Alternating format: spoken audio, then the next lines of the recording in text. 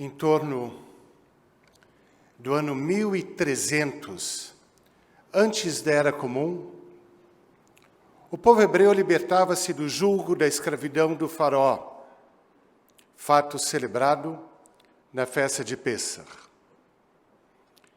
10 séculos depois, no ano 300 da Era Comum, um sacerdote do Egito chamado Maneto afirmou que os judeus haviam sido expulsos pelo faraó e o motivo alegado era que o faraó queria evitar o domínio dos judeus e extirpar do país a doença que traziam. Soa familiar? Alterar os fatos? Apontar conspiração e estigmatizar? No ano 325 da Era Comum, o imperador romano Teodósio tornou o cristianismo a religião oficial do Império Romano e inverteu a história. O Império Romano deixou de ser o algoz e a culpa pela morte de Jesus foi atribuída aos judeus. Os fatos foram alterados, pois a crucificação era o método romano. Inclusive, muitos judeus foram vítimas desse método. Entre os anos, no primeiro século da Era Comum, de 64 e 66, 3.600 judeus foram crucificados. Soa familiar alterar os fatos para criar um culpado?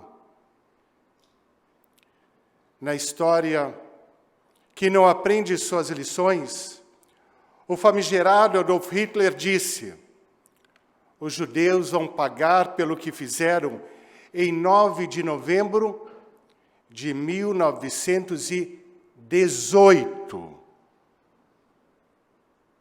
Essa data corresponde ao debacle do Império Alemão e à capitulação alemã na Primeira Guerra Mundial, cuja rendição fora assinada dias depois.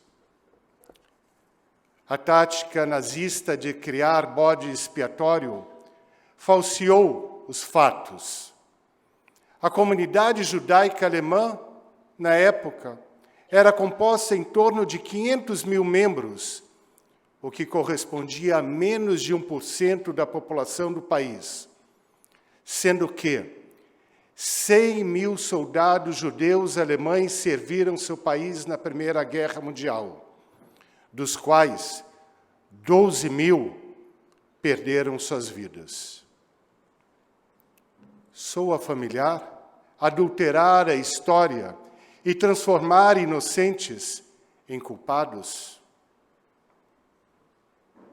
A infame promessa de Hitler tragicamente se realizaria exatos 20 anos depois, na noite de 9 de novembro de 1938, conhecida por Kristallnacht, quando foram destruídas sinagogas e estabelecimentos comerciais, causando mortes, além de tantos milhares sendo enviados e deportados para campos de concentração. Não foi um fato isolado a ser deplorado, pois já no dia seguinte, conforme relata o rabino Emil Falkenhayn, que descreveu: um dia após aquela noite, e ele ressalta, seria preso 2 dias depois. Mas um dia após aquela noite, andei e vi um espetáculo. Homens respeitáveis, bem vestidos, pisavam sobre os vidros quebrados das vidraças das lojas dos judeus e pegavam sapatos e vestidos. A complacência de antes ecoa a cumplicidade atual. Após o dia 7 de outubro de 2023, sem se importar com idosos, crianças, jovens e bebês, mortos, torturados e sequestrados pelo terror, tantos silenciam e outros tantos destilam seus slogans de ódio nas ruas, nas mídias e nas universidades. Israel torna-se vilão, pária e agressor. Pouco importa a inversão da história e a propagação da mentira. A vítima é desumanizada e o terror glorificado.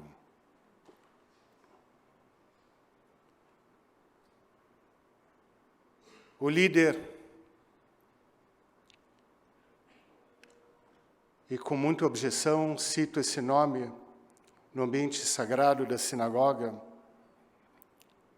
o líder do grupo terrorista Hamas, Ismail Haniyeh, afirmou: o ponto fraco dos judeus é amarem a vida mais do que outros e preferirem não morrer. Ele está certo.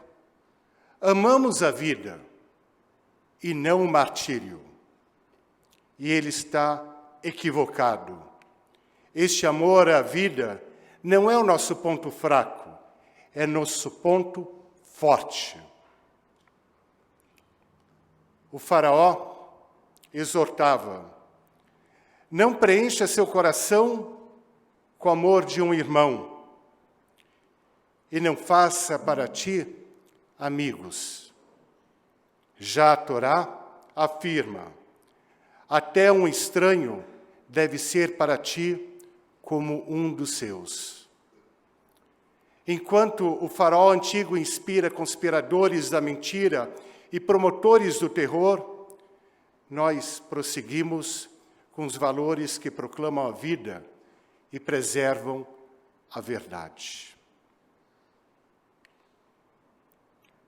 Recitaremos Kadish, a oração dos enlutados, em memória às vítimas do pogrom da Kristallnacht e do pogrom de 7 de outubro.